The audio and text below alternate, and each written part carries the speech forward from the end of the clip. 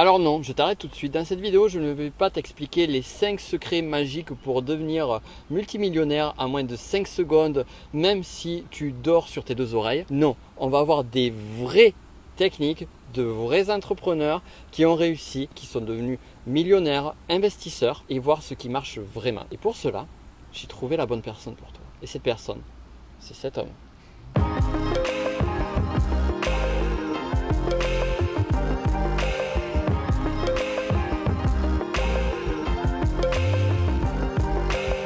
Alors aujourd'hui, je suis en compagnie de Patrice Casalas. Bonjour Patrice. Salut Nico. Alors Patrice, on se connaît depuis Ça ne me rajeunit pas. à peu près. Depuis le temps qu'on se connaît, tu as côtoyé de nombreux entrepreneurs. Tu côtoies encore aujourd'hui des entrepreneurs à succès. Certains sont millionnaires, multimillionnaires, investisseurs. Tu as toi-même été entrepreneur. Et donc la question à se poser, justement, toi qui as vu tous ces entrepreneurs, c'est est-ce qu'il y a une recette miracle? Est-ce qu'il y a un truc? Est-ce qu'il y a un secret chez ces personnes-là? Alors effectivement, on est tenté à chaque fois qu'on rencontre des entrepreneurs à succès, qui gagnent de l'argent, qui sont prospères, etc. Chacun met les mots qu'il veut derrière le succès. On est tenté de se demander comment font-ils? Est-ce qu'il y a une véritable recette, etc.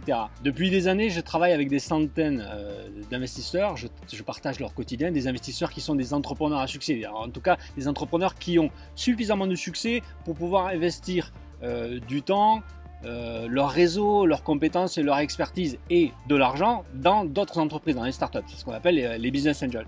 Et on peut être tenté, en étant dans le quotidien de ces entrepreneurs, de se poser la question de est-ce qu'il y a une espèce de recette? Est-ce qu'il y a un secret? Il y a quelque chose de magique? Eh bien, le fait d'en côtoyer des centaines a fait qu'à un moment, je me suis aperçu qu'il émergeait quelques points qui revenaient systématiquement et que partageait en tout cas chacun de ces entrepreneurs à succès. En fait, j'ai pu en identifier 5. 5, ni plus ni moins. 5 qu'ils partagent absolument tous. Alors bien sûr, il y a différentes façons d'arriver au succès, etc. Certains ont un chemin qui fait de 7, 8, 9, 10 clés. Ce qui est intéressant, c'est encore une fois de rencontrer une très grande quantité et de se concentrer sur les seuls points qu'ils partagent tous. Le facteur commun. Exactement. Alors c'est quoi le facteur commun de ceux qui réussissent? Alors le premier, c'est le fait d'avoir un grand objectif, en tout cas un objectif clair. Et le fait d'avoir travaillé intellectuellement à la conception, à la matérialisation, à la visualisation de cet objectif. Ça n'a rien à voir avec la stratégie qui pourrait faire l'objet d'une vidéo à part entière. La stratégie, elle change d'ailleurs au fur et à mesure. Mais le fait d'avoir un grand objectif, ça permet de les galvaniser, en tout cas de leur donner une motivation super importante. Et cette motivation super importante, elle vient directement être le carburant du deuxième point.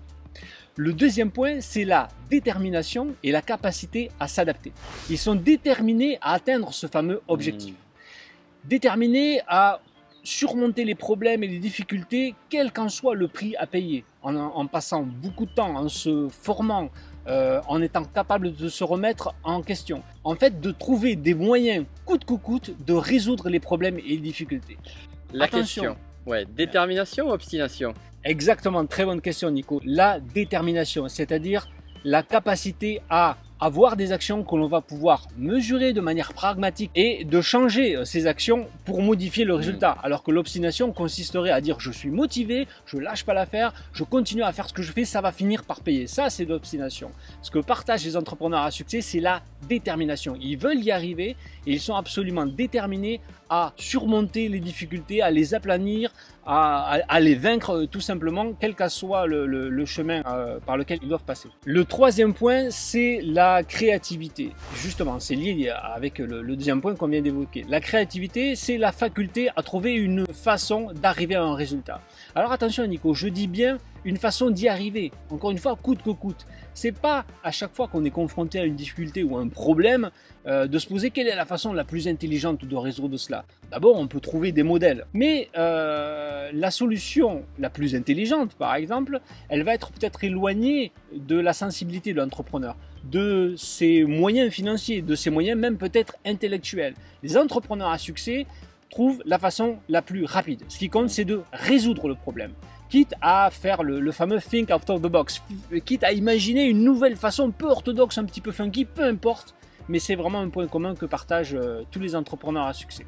Donc la créativité pour résoudre des problématiques de l'entrepreneur. Exactement. Et le moteur de cette créativité, c'est le 4e point, c'est le courage. Ils n'ont pas peur de prendre des risques. À chaque fois qu'il faut trancher, ils tranchent. Ils ne se laissent pas parasiter par leur peur. Si à un moment, il faut avoir quelque chose de créatif qui est complètement nouveau, ils vont l'essayer.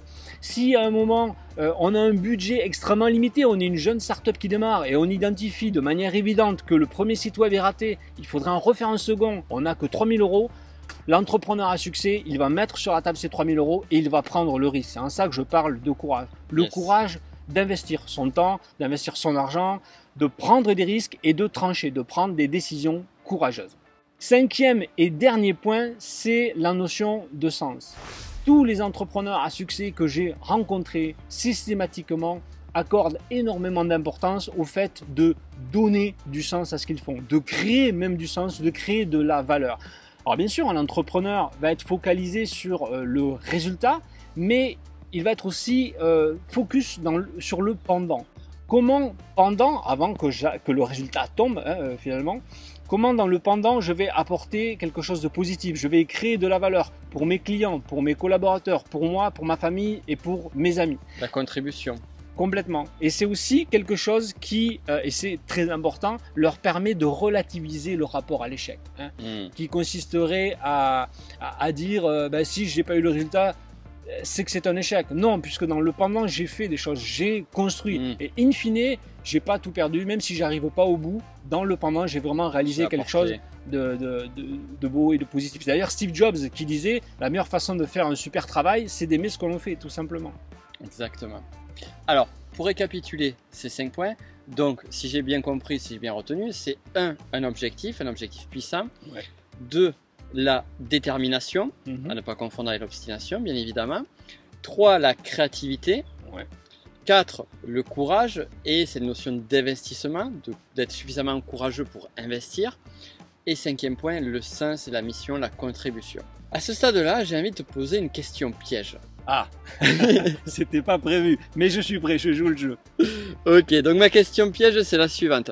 C'est ok, bon, c'est bien joli tous ces conseils, j'ai bien compris, mais si moi, je me dis, ok, mais je suis pas créatif, je suis pas un gars créatif, je suis pas un gars courageux, je suis voué à l'échec. Alors, juste une chose, ce ne sont pas des conseils que je viens de donner, mais bien des points que j'ai constatés et qui existent. Ce que je peux te dire, c'est que j'ai rencontré autant d'entrepreneurs qu'il existe d'hommes et de femmes. Et c'est accessible à chacun de nous.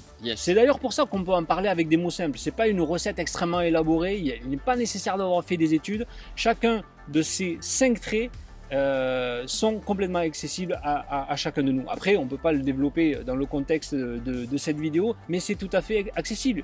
Il faut juste travailler et avoir la volonté de devenir courageux, de travailler pour savoir comment ne pas être parasité par sa peur, de comment on devient un créatif alors qu'on ne l'est pas, etc. C'est tout à fait possible. C'est vrai que chacun de ces sujets pourrait être le thème de même pas 1, 10, 20, 30 vidéos, rien que les sujets sont tellement importants et on pourrait creuser tellement en profondeur.